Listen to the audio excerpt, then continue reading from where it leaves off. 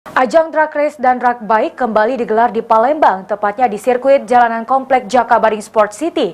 Dalam ajang memperebutkan Piala Gubernur Sumatera Selatan ini, diikuti oleh ratusan starter baik dari Sumsel maupun luar Sumsel.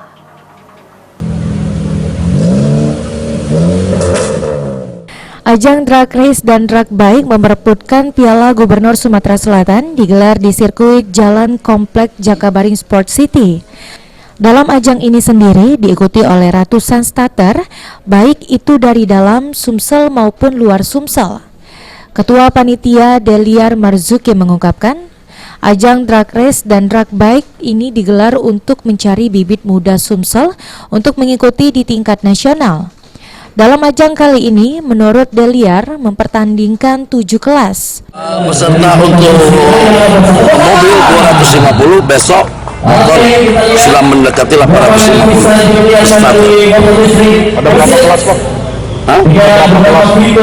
Ada 7 kelas. Jadi kami menyiapkan 3 motor hadiah sebagai juara umum di masing-masing kelas. Ada luar kota, Pak, yang ikut di sini? Ada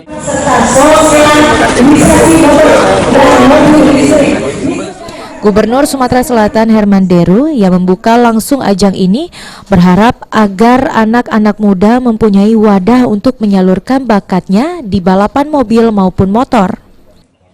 Oke, Pak. Iya, Pak. Para pemuda ada wadah untuk menyalurkan bakat, khususnya para calon-calon pembalap. Jadi tidak ada alasan lagi untuk balap-balapan liar, tidak ada alasan lagi mengganggu orang. Usai membuka resmi, Gubernur langsung mencoba mobil listrik yang juga mengikuti ajang drag race ini. Firman Hidayat, PAL TV.